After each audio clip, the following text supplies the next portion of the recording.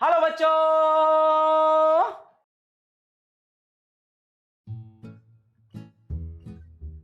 अरे अमन सर उठो। लेक्चर का वक्त हो गया है। कॉम्प्लेक्स नंबर आगे पढ़ाना है हमें। सच कहूँ, अब तो मेरा भी मन लगने लगा है मैथ्स की माया में। अबे ओ चचा, सो कौन रहा है बे? हम तो खोए हैं मैथ्स की इस माया में। तुम भी मेरे साथ खो जाइए मैथ्स की इस माया में। तो कैसे हैं आप? आई होप आप सब अच्छे होंगे और मैं भी हूँ एकदम भन्नाट। तो चलिए आज हम शुरू करेंगे हमारा कॉम्प्लेक्स नंबर का तीसरा लेक्चर। अच्छे दोस्त और अच्छे कॉन्सेप्ट्स दोनों ही तुरंत समझ में नहीं आते। वक्त बिताना पड़ता है एक अच्छा दोस्त बनाने के लिए, और उसी उसी प्रकार से एक अच्छा कॉन्सेप्ट आपको करना है तो वक्त बिताना पड़ेगा, दिमाग लगाना पड़ेगा, इफ एंड बट सारे उसके एक्सप्लोर करने पड़ेंगे, तभी वो कॉन्सेप्ट आपकी ग्रिप में आएगा। प्रैक्टिस करनी पड़ेगी। लेकिन एक बात है, एक अच्छा दोस्त जैसे हीरे की तरह होता है, उसी प्रकार से एक अच्छा कॉन्सेप्ट अगर आपकी पकड़ में आ जाता है तो वो भी हीरे की तरह होता है। आप क्वेश्चन सॉल्विंग में उसका लुत्फ उठा सकते हो। एक बार एक कॉन्सेप्ट पे आपने अच्छे से मास्टरी कर ली, उसके बाद तो क्वेश्चन सॉल्विंग में अलग अलग सिचुएशन में उसको अप्लाई करके बस आपको उसका आनंद ही आनंद लेना है। तो आज हमारा है कॉम्प्लेक्स नंबर पे लेक्चर नंबर 3। और आपको मालूम ही है कि एक दुर्घटना हो गई थी हमारे लेक्चर नंबर 3 के साथ, है ना। उसमें ऑडियो प्रॉब्लम थी, बड़ी मेहनत के साथ मैंने वो लेक्चर रिकॉर्ड किया था, लेकिन वो दुर्घटना हो गई थी। और एक दुर्घटना तुमको मालूम है, दूसरी तुमको मालूम नहीं है। मैंने दूसरी बार रिकॉर्ड किया तो टेस्टिंग भी की मैंने सारी चीज़ों की। तो जब मैंने टेस्टिंग की तब तो प्रॉब्लम रेक्टिफाई हो गई थी। फिर मैंने वापस उस लेक्चर को बनाया, और वापस बना करके मुझे लगा कि अब तो अच्छा हो गया होगा। लेकिन फिर मैंने सोचा कि चलो एक बार मैं देख लेता हूँ कि उसमें प्रॉब्लम तो नहीं आ गई हो। तो आधे लेक्चर में तो कोई परेशानी नहीं थी, बीच बीच में उसके बाद आधे लेक्चर में फिर से वही सेम साउंड प्रॉब्लम थी, सेम ऑडियो प्रॉब्लम थी। तो ये जो लेक्चर नंबर 3 है, ये मैं आज तीसरा लेक्चर जो है ये थर्ड टाइम रिकॉर्ड कर रहा हूँ, ठीक है। तो आप लोगों के लिए ये लेक्चर 3 तीसरी बार मैं लेकर के आ रहा हूँ। इससे पहले मैंने कोई भी लेक्चर को मल्टीपल टाइम्स रिपीट नहीं किया है। आज तक जितनी भी रिकॉर्डिंग्स हुई हैं वो हर लेक्चर एक बार में ही सिंगल गो में सारे रिकॉर्ड किए हैं। लेकिन ये बड़ा खूबसूरत लेक्चर है शायद, है ना। नंबर 3 मुझे काफ़ी पसंद आया, है ना। इसने मुझे 2 बार परेशान किया, और तीसरी बार अभी मैं रिकॉर्ड कर ही रहा हूँ, तो मुझे लगता नहीं कि परेशान करेगा। क्योंकि कई बार क्या होता है ना, आप 99% कॉन्सेंट्रेशन से काम करो तो जरूरी नहीं है वो काम हो जाए।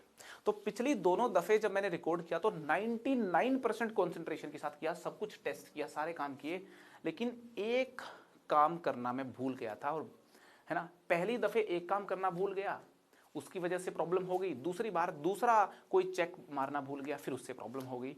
तो यहाँ से मुझे भी एक सीख मिली है कि जीवन में सारे काम जो है 99% कॉन्सेंट्रेशन की बजाय कुछ काम 100% कॉन्सेंट्रेशन से करने पड़ते हैं। 100% अपनी जान झोंक देनी होती है, तभी वो काम होते हैं। तो लेक्चर नंबर 3 में 99% नहीं बल्कि 100% कॉन्सेंट्रेशन की जरूरत है। और आपका भी मुझको 100% कॉन्सेंट्रेशन चाहिए लेक्चर को एकदम डिटेल में बारीकी से समझने के लिए। तो चलिए इस लेक्चर की शुरुआत करते हैं।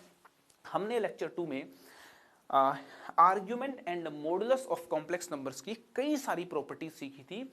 लेक्चर 3 में हम मॉडुलस के डिस्कशन को ही कंटिन्यू करते हैं, मॉडुलस के डिस्कशन को कंटिन्यू करते हैं, ठीक है। मैंने लास्ट टाइम पे एक क्वेश्चन होमवर्क में दिया था, ये सवाल सबसे पहले डिस्कस करूंगा, उसके बाद हम आगे चलेंगे, करेक्ट है। इसके बाद हम आगे चलेंगे। ये जो क्वेश्चन है मैंने बोला था कि इसका आंसर सॉल्यूशन कमेंट बॉक्स में कमेंट करके बताएं। बहुत ही कम लोगों ने इसका आंसर तो कमेंट करके बताया है, सॉल्यूशन तो किसी भी व्यक्ति ने नहीं बताया। तो खैर कोई बात नहीं, आप सॉल्यूशन को देखिए, आप सॉल्यूशन को देखिए, सॉल्यूशन देखिए आप। क्वेश्चन आपके सामने है, क्वेश्चन आपके सामने है। क्वेश्चन है कि if mod z1 equal to 1, mod z2 equal to 2, mod z3 equal to 3 and this value is equal to 12, then find the value of mod z1 plus z2 plus z3। अभी बता देंगे। देखिए हमको given क्या है, हमको given है कि 9z1 z2 plus 4z1 z3 plus z2 z3 equal to 12, ये हमको गिवन है। ठीक है, इसी के साथ एक चीज और हमको गिवन है, mod z1 equal to 1 given है। क्या गिवन है? mod z1 equal to 1। मुझे एक बात बताएं कि mod z1 अगर 1 है ना, तो mod z1 का स्क्वायर भी 1 होगा। ठीक है, और यहाँ पे लिखा है mod z2 इक्वल टू 2, तो mod z2 2 है, तो mod z2 का स्क्वायर जो है वो 4 हो जाएगा। ठीक है जी, और mod z3 जो है ये 3 है, तो mod z3 का जो स्क्वायर है, mod z3 का स्क्वायर है, ये कितना हो जाएगा? ये 9 हो जाएगा। और एक प्रॉपर्टी हमको मालूम है कि z बार mod z स्क्वायर होता है, तो mod z स्क्वायर को भी z बार लिख सकते हैं। तो यहाँ पे mod z1 स्क्वायर जो है ना, इसको z1 बार लिख सकते हैं, तो z1 बार 1 हुआ, और इसको z2 बार लिख सकते हैं, ये 4 हुआ, और इसको z3 बार लिख सकते हैं, ये हुआ 9। ठीक है, तो आपके सामने देख सकते हो 9 हमारा z3 बार है, 4 हमारा z2 बार है। भाई देखिए, इस सवाल को कॉन्सेंट्रेट होकर के देखना पड़ेगा। ठीक है ना, कॉन्सेंट्रेट करके आपको देखना पड़ेगा। यहाँ पे z1 बार कितना है? 1 है। तो यहाँ से देखिए आप, यहाँ से देखिए जो 9 है ना, 9 हमारा 9 जो है ना, 9 की जगह पे, 9 की जगह पे यहाँ, 9 की जगह पे यहाँ मैं रख सकता हूँ z3 बार। इस 9 की जगह पे मैं क्या रख सकता हूँ? z3 बार। तो 9 की जगह पे रख दिया z3 बार। ठीक है, आगे z1 z2 है ही। ठीक है, प्लस ये जो 4 है ना, ये वाला जो 4 है, 4 की जगह यहाँ रख सकता हूँ, 4 की जगह यहाँ रख सकता हूँ z2 बार। 4 की जगह यहाँ पे रख सकते हैं z2 बार। ठीक है, आगे z1 z3 यूं का यूं है, आगे z1 z3 यूं का यूं है, प्लस ये जो 1 है ना, ये वाला जो 1 है, इस 1 की जगह पे यहाँ पे रख सकता हूँ z1 बार, यहाँ पे रख सकते हैं z1 बार। ठीक है, आगे z2 z3 यूं का यूं है ना, z1 बार, आगे z2 z3 यूं का यूं है, और इसका जो मॉडुलस है ये हमको गिवन है, this modulus is equal to 12। ठीक है जी, सो यहाँ पे देखिए आप, ये 3 टर्म्स हैं, यहाँ पे देखिए 3 टर्म्स दिख रही हैं। यहाँ पे क्वांटिटी कॉमन है, z1 z2 z3 यहाँ पे कॉमन है, z1 z2 z3, z1 z2 z3।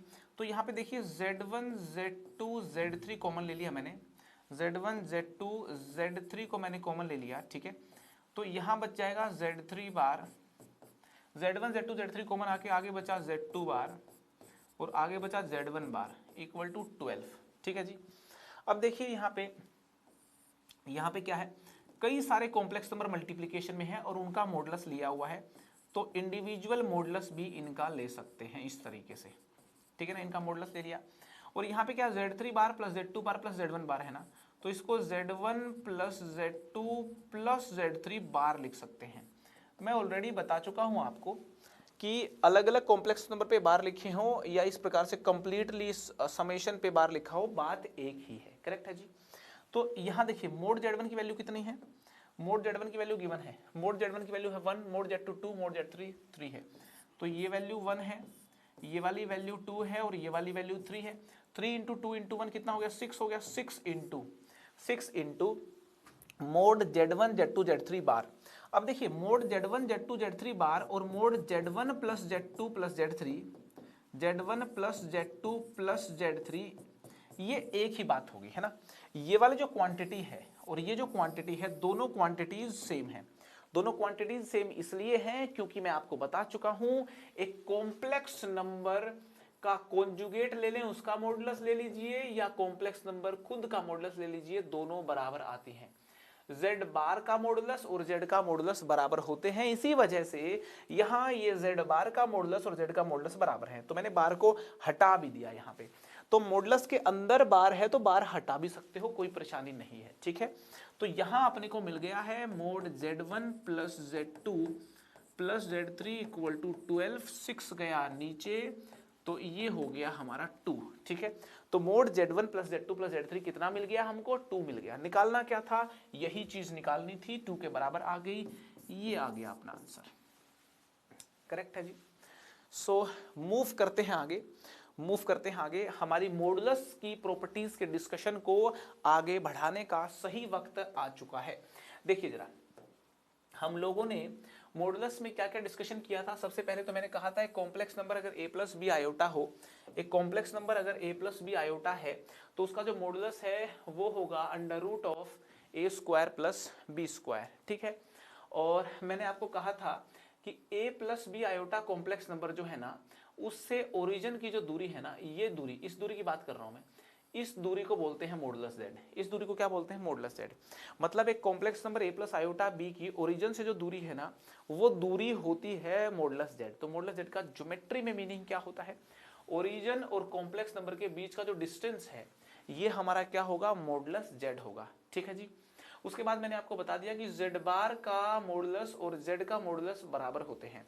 z बार और z का मॉडुलस बराबर होते हैं। और उसके बाद एक खूबसूरत प्रॉपर्टी, बहुत ही शानदार प्रॉपर्टी बताई थी, z बार मोड z स्क्वायर होता है। z बार क्या होता है? मोड z स्क्वायर होता है। उसके बाद जल्दी से रिवाइज कर लेते हैं। मैंने कहा था कि mode z1 plus z2 mode z1 plus mod z2 के बराबर नहीं होता। आपको ये गलती नहीं कर देनी है। स्टूडेंट्स अक्सर इस प्रॉपर्टी में गलती कर देते हैं, पहले ही बता दे रहा हूं आपको। ठीक है ना। लेकिन अगर मल्टीप्लीकेशन में कॉम्प्लेक्स नंबर लिखे हो, यहाँ पे z1 इंटू z2 लिखा है, इसका मोड आप लेते हैं, इसका मोड आप लेते हैं, तो यहाँ पे ये कंप्लीट का मोड लीजिए या फिर इंडिविजुअल मोड लेकर के मल्टीप्लाई कर लें, बात एक ही है। ठीक है ना। ये दो कॉम्प्लेक्स नंबर पे भी वैलिड है प्रॉपर्टी, और दो से ज्यादा कॉम्प्लेक्स नंबर देखिए आपके सामने है, यहाँ पे भी प्रॉपर्टी वैलिड होगी। भाई गौर से देखिए, गौर से देखिए, बहुत इंपॉर्टेंट प्रॉपर्टीज है मॉडुलस की, बहुत इंपॉर्टेंट प्रॉपर्टीज हैं। Z1 बाय Z2 का मॉडुलस ले लीजिए आप, Z1 बाय Z2 का मॉडुलस ले लीजिए आप, ये कहानी mode Z1 bye mode Z2 के बराबर होगी। ठीक है, और यहां मैंने आपको बताया कि Z की पावर n का मॉडुलस ले लें आप, Z की पावर n का मॉडुलस ले लें या फिर मोड Z की पावर n कर दें, बात बराबर होती है।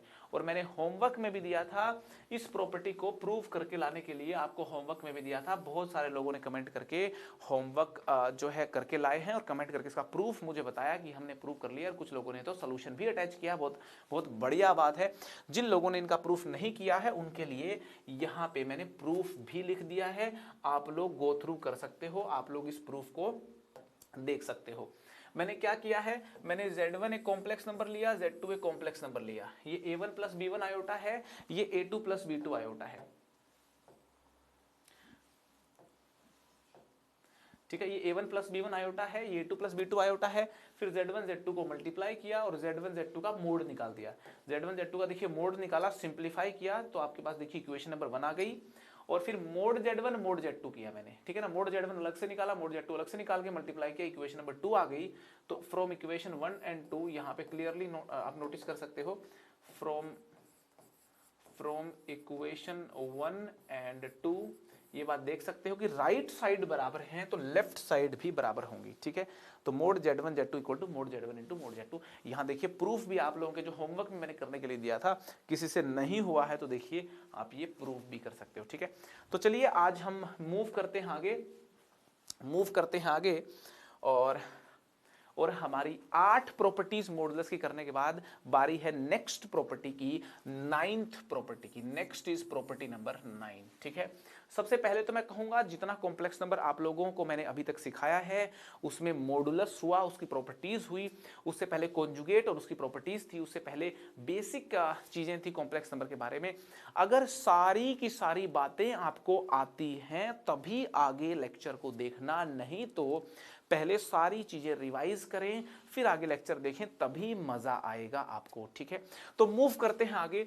नेक्स्ट प्रॉपर्टी है कि मोड Z1 प्लस Z2 का अगर आप स्क्वायर करते हैं, मोड Z1 प्लस Z2 का अगर आप स्क्वायर करते हैं तो वो हो जाता है mode Z1 square plus mod Z2 square plus Z1 Z2 बार प्लस Z2 Z1 बार। जी हाँ, बड़ी इंपॉर्टेंट प्रॉपर्टी है, याद करनी है अभी के अभी, रिपीट कर देता हूं। Mode Z1 plus Z2 square जो है वो हो जाता है mode Z1 square plus mod Z2 square plus Z1 Z2 बार प्लस Z2 Z1 बार। तुम सोचोगे कैसे आई ये प्रॉपर्टी, अभी बता देता हूं, प्रूफ भी इसका देख लेते हैं। देखिए लेफ्ट हैंड साइड ले लेते हैं।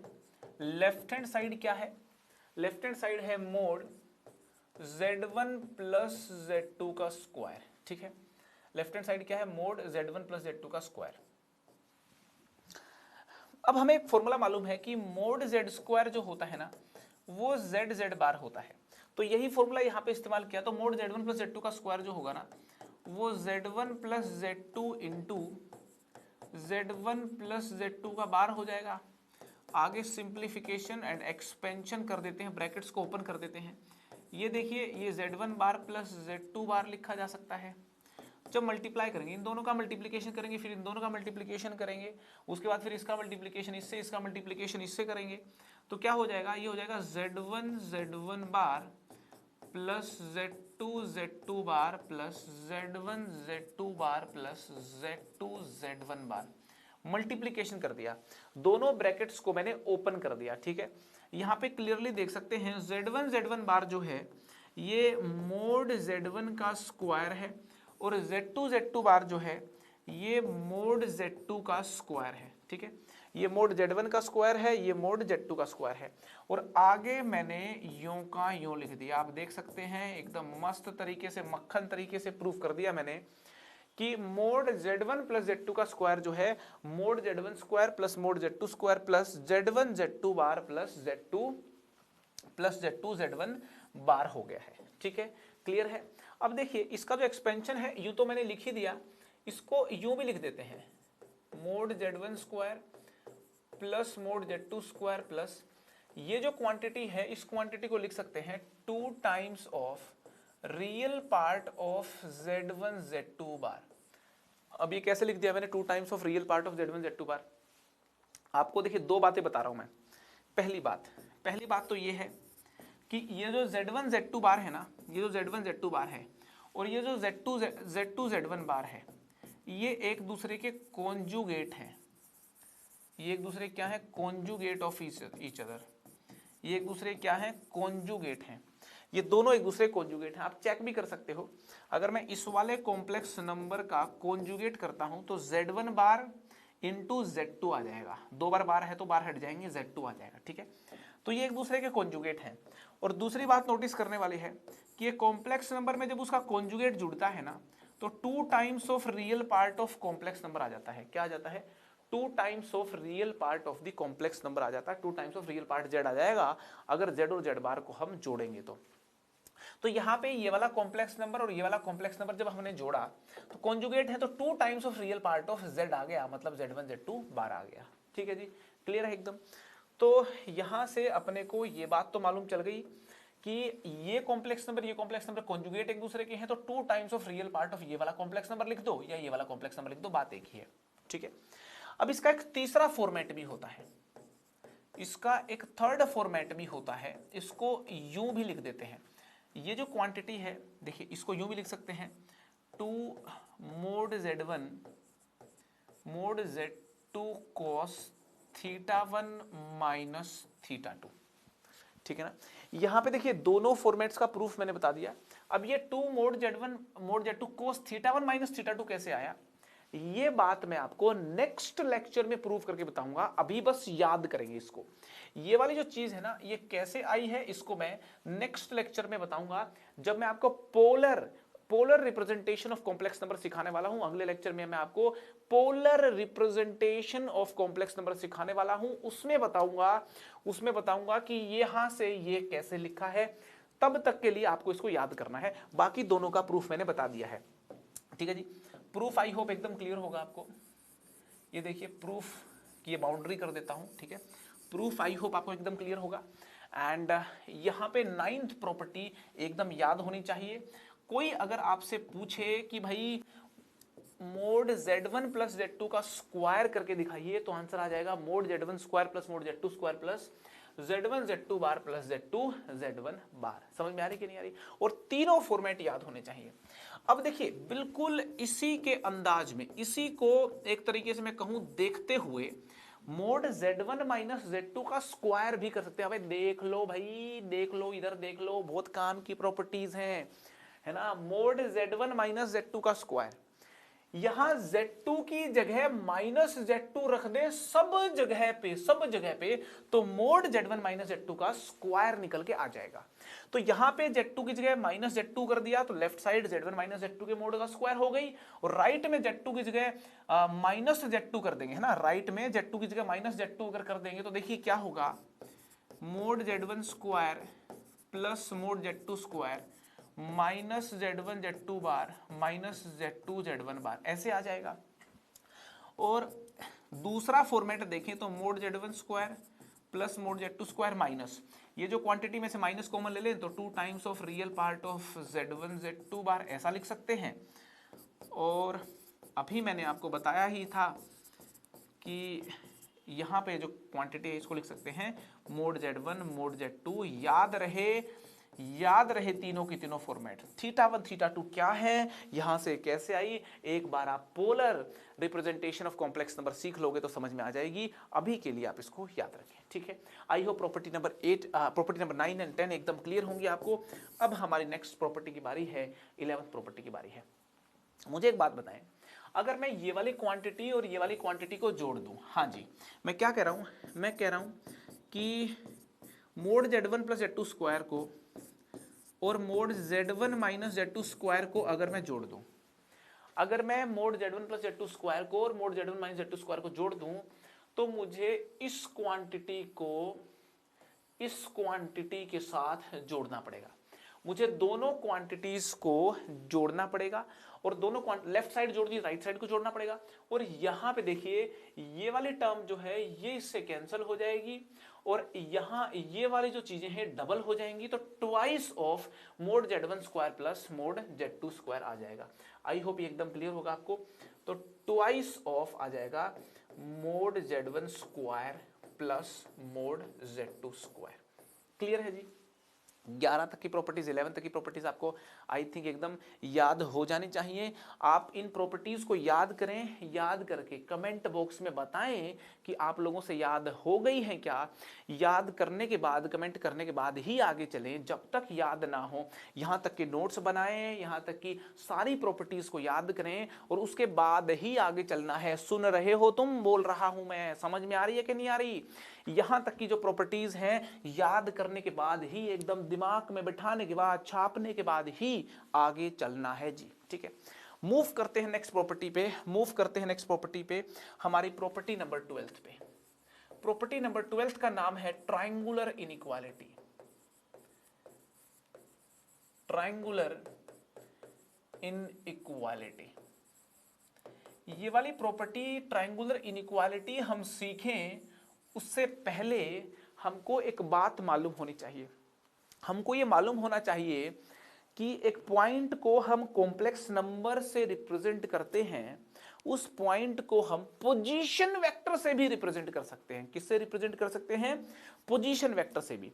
तो यहां से बात समझ में आती है कि कॉम्प्लेक्स नंबर और पोजीशन वेक्टर दोनों एक ही चीजें हैं एक प्रकार से अगर देखा जाए तो, ठीक है।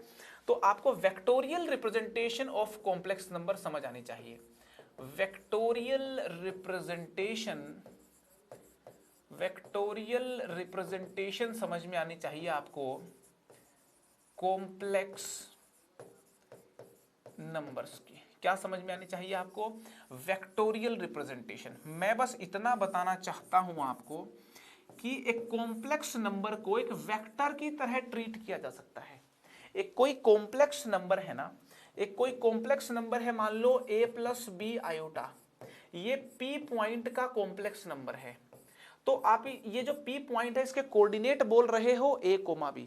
आप इस p पॉइंट के a, b कोऑर्डिनेट बोल रहे हो, इसका मतलब इसका complex number a plus B iota बोल रहे हो।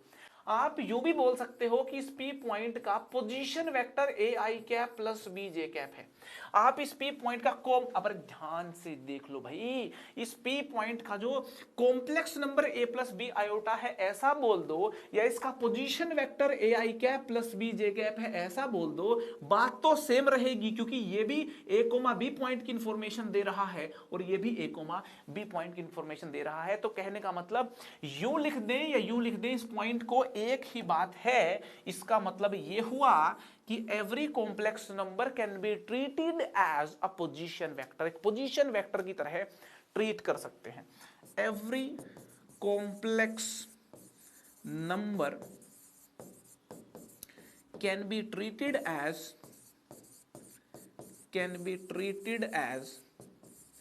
अ पोजीशन वेक्टर, एक पोजीशन वेक्टर की तरह हर कॉम्प्लेक्स नंबर को ट्रीट कर सकते हैं। मैथमेटिकली कहा जाए तो a प्लस बी आयोटा को A I cap plus B J cap की तरह ट्रीट कर सकते हैं, जे कॉम्प्लेक्स नंबर को जे वेक्टर की तरह ट्रीट कर सकते हैं, ए कॉम्प्लेक्स नंबर को ए वेक्टर की तरह ट्रीट कर सकते हैं, भन्नाट कॉम्प्लेक्स नंबर को भन्नाट वेक्टर की तरह ट्रीट कर सकते हैं। आई होप आपको बात समझ में आ गई होगी, ठीक है। तो खैर वेक्टोरियली क्या मीनिंग है कॉम्प्लेक्स नंबर का, वेक्टोरियल रिप्रेजेंटेशन आई होप आपको समझ में आ गई होगी। कॉम्प्लेक्स नंबर को वेक्टर की तरह ट्रीट कर सकते हैं, ठीक है। अब ट्रायंगुलर इनइक्वालिटी क्या है ये समझते हैं। भाई ट्रायंगुलर इनइक्वालिटी बहुत सिंपल है। एक ट्रायंगल की साइड्स ले ले, मान लो ए बी सी। एक ट्रायंगल की साइड्स ले ली मैंने ए बी और सी, ठीक है। तो क्या होता है, सम ऑफ टू साइड्स ना थर्ड साइड से हमेशा बड़ा होता है।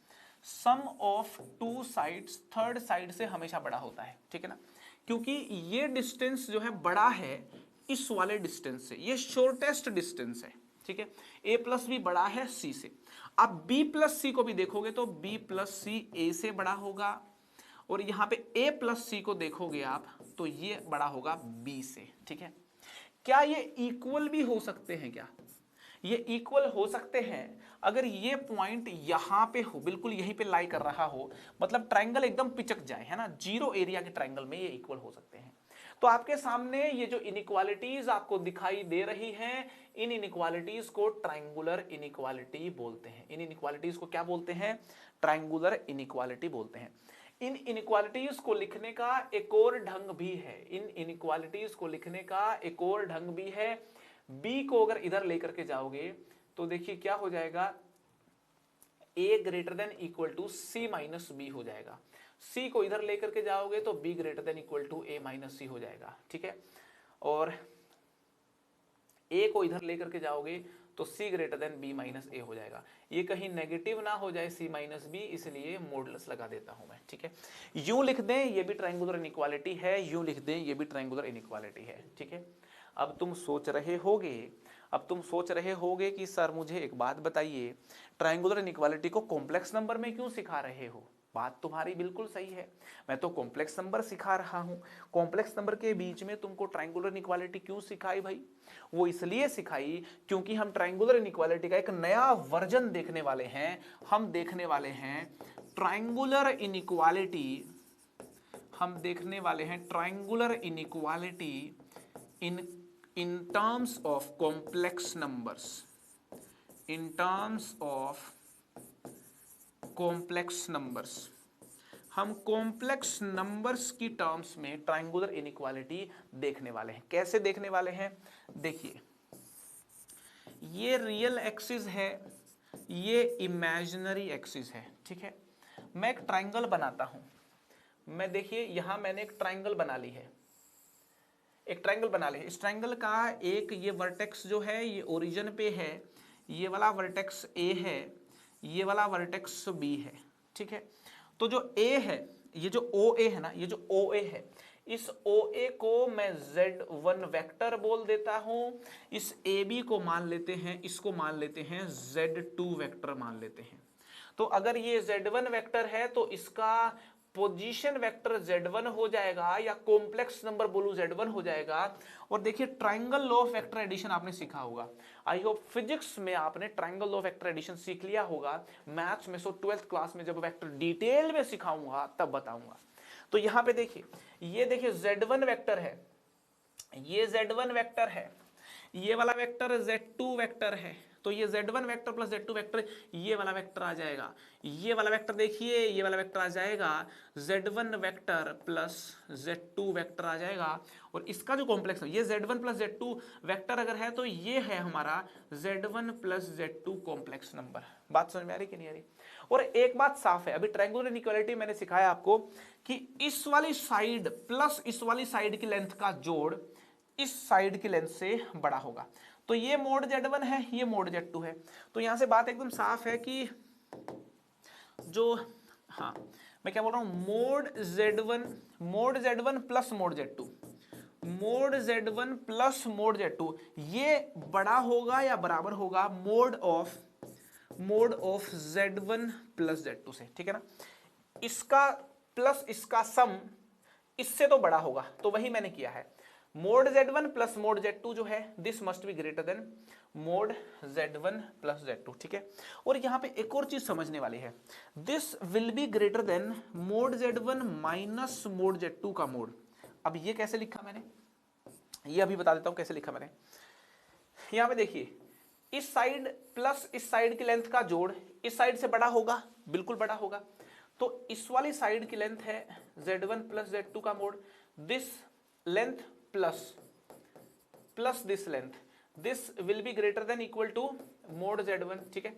तो मोड z2 को लेफ्ट से जब राइट में लेकर के जाओगे ना तो हो जाएगा mod z1 plus z2 greater than equal to mod z1 minus z2, ठीक है ना। This plus this greater than this करते ही ये आ जाएगा। आई होप बात एकदम आपको समझ में आई होगी। तो आपके सामने अगर थोड़ा सा ध्यान से देखें तो ये मैंने एक इनइक्वालिटी लिख दी है, ये मैंने एक इनइक्वालिटी लिख दी है। इस इनइक्वालिटी को समझने के लिए हमने इतनी मेहनत की, अभी तक हमने इस इनइक्वालिटी को समझने के लिए इतनी मेहनत की है। हमको ये बात समझ में आ गई कि दो कॉम्प्लेक्स नंबर है ना, दो कॉम्प्लेक्स नंबर है z1 z2, उनका जो मोड है वो mode z1 plus mod z2 से हमेशा बराबर या छोटा होगा। और इसी इनइक्वालिटी को अगर एक्सटेंड करें तीन कॉम्प्लेक्स नंबर्स पे तो हम बोल सकते हैं कि mode of z1 plus z2 plus z3 mode z1 plus mod z2 plus mode z3 से छोटा होगा या फिर क्या होगा, बराबर होगा, ठीक है। और अगर n कॉम्प्लेक्स नंबर्स पे इस इनइक्वालिटी को एक्सटेंड कर दें, कितने कॉम्प्लेक्स नंबर्स पे, n कॉम्प्लेक्स नंबर्स पे, तो mode of z1 plus z2 plus z3 and so on zn जो है ये छोटा होगा mode z1 plus mod z2 plus mode z3 and so on mode zn से। बात समझ में आ रही कि नहीं आ रही? तो कहने का मेरा मतलब ये हुआ कि अगर इसकी मैक्सिमम वैल्यू कभी देखनी हो तो वो mode z1 plus mod z2 plus mode z3 plus mode zn होती है। तो दोस्तों ये सारी प्रॉपर्टीज आपको याद होनी चाहिए। ये प्रॉपर्टीज पहले सारे के सारे याद रखें, इन चीज़ों को बार बार देखें और उसके बाद मुझे कमेंट करके बताएं कि आपको मॉडुलस की सारी प्रॉपर्टी याद हुई या नहीं। इसके बाद ये एक सवाल मैंने स्क्रीन पे आपके सामने लिखा है। सेशन को पॉज करके सवाल करें और कमेंट बॉक्स में सॉल्यूशन बताएं, आंसर बताएं। मस्त सॉल्यूशन किसी ने बता दिया तो उसको मिलेगा इनाम। मैं उसका नाम अनाउंस करूंगा, ठीक है। पूछा गया है कि mode z1 plus z2 plus z3 इसकी ग्रेटेस्ट वैल्यू बता दीजिए, और कहा गया है कि मोड z1 माइनस 1 1 या उससे छोटा है, मोड z2 माइनस 2 2 या उससे छोटा है, मोड z3 माइनस 3 3 या उससे छोटा है। ये गिवन है और ये बता दीजिए।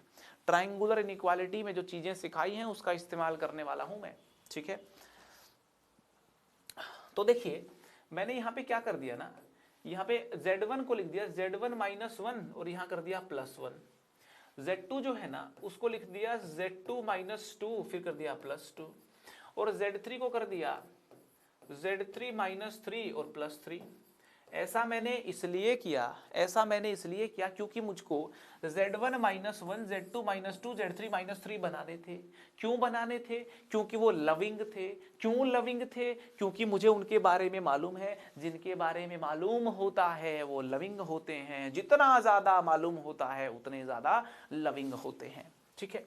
तो कुल मिलाकर कुल मिला के हमको समझ में आ गया कि ये है भाई, इसको मैंने थोड़ा तोड़ मरोड़ लिया, ये mode z1 minus one, mode z1 minus one plus z2 minus two plus z3 minus three और प्लस 3 to 5 और 1 6, ऐसा कुछ आ गया। ठीक है, अब यहां मैंने बताया अभी ये वाली प्रॉपर्टी का इस्तेमाल कर लेंगे, इस प्रॉपर्टी का इस्तेमाल कर लेंगे। तो इसको एक कॉम्प्लेक्स नंबर की तरह ट्रीट करें, इसको दूसरा, इसको थर्ड एंड इसको फोर्थ कॉम्प्लेक्स नंबर की तरह ट्रीट करें, तो हम बोल सकते हैं this will be less than equal to mod z1 minus one plus individual mod कर दिया इनका। तो इंडिविजुअल मोड करने पे जो नई क्वांटिटी आई उससे ये क्या होगा, छोटा होगा। ठीक है, और यहां से देख सकते हैं आप मोड z1 माइनस वन की मैक्सिमम वैल्यू 1 है, ये 1 से क्या है, छोटा है। तो इसकी जो मैक्सिमम वैल्यू है ना वो है 1, इसकी मैक्सिमम वैल्यू कितनी है 2, इसकी मैक्सिमम वैल्यू कितनी है 3, और ये तो बेचारा है ही 6। ठीक है, हमें कहा गया है कि ग्रेटेस्ट वैल्यू बताओ आप mode z1 plus z2 plus z3 की। तो बात ये हुई कि mode z1 plus z2 plus z3 की जो मैक्सिमम वैल्यू होगी, इसकी मैक्सिमम वैल्यू एक्चुअली इन सब की, जब ये सारे अपने मैक्सिमम पे होंगे, ये सारे अपने मैक्सिमम पे होंगे तब ये अपने मैक्सिमम पे होगा। वो कितना होगा 1 + 2 3, 3 और 3 6 और 6 12। तो इसकी मैक्सिमम वैल्यू कितनी आ जाएगी, मैक्सिमम वैल्यू आ जाएगी 12। आई होप आपको ये क्वेश्चन समझ में आया होगा। ठीक है, अगर ये क्वेश्चन को करने में किसी प्रकार की परेशानी हो, बार बार सॉल्यूशन देखें, प्रयास करें समझने का, समझ में आ जाएगा। और अच्छे सवाल समझने के लिए, अच्छे दोस्त बनाने के लिए वक्त तो लगाना पड़ेगा, एकदम समझ में आ जाए जरूरी नहीं है। तो आज के लिए इतना ही दोस्तों। एक सवाल आपको मैं होमवर्क दे रहा हूं, ये क्वेश्चन होमवर्क में दिया है, मैंने आपको कहा है find all possible solutions of this equation. ये कॉम्प्लेक्स इक्वेशन है, इसके सॉल्यूशन का मतलब ये हुआ कि z फाइंड करना है आपको। क्या फाइंड करना है, सवाल है फाइंड z फाइंड करें और कमेंट बॉक्स में आंसर करें, कमेंट करें अपने आंसर्स को। देखते हैं सबसे पहले और सबसे सही और शानदार सॉल्यूशन इसका कौन देता है। ठीक है, तो लेक्चर को कई दफ़े करने के बाद फाइनली हमारा लेक्चर शायद कंप्लीट हो गया होगा। अभी इस लेक्चर को कंप्लीट करके मैं देखूंगा कोई साउंड प्रॉब्लम तो नहीं आ जाएगी। ठीक है, तो आज के लिए इतना ही। अगले लेक्चर में हम कुछ सवाल जवाबों का सिलसिला भी करेंगे, कुछ सवाल हैं जिनके जवाब मैं देने वाला हूं। तो आज के लिए इतना ही। एक लंबी सी मुस्कुराहट के साथ, एक लंबी सी मुस्कुराहट के साथ आज के लेक्चर को ख़त्म करते हैं। हंसते रहें, मुस्कुराते रहें। अभी तक जितना कॉम्प्लेक्स नंबर सिखाया है उस कॉम्प्लेक्स नंबर को एकदम भन्नाट कर लें आप लोग, और अगले लेक्चर का इंतजार करें, उसमें कुछ खूबसूरत बातें कॉम्प्लेक्स नंबर्स के बारे में सिखाने वाला हूं। आज के लिए इतना ही, जाना होगा। Bye bye, take care. पढ़ाई करते रहें, ऑल द वेरी बेस्ट।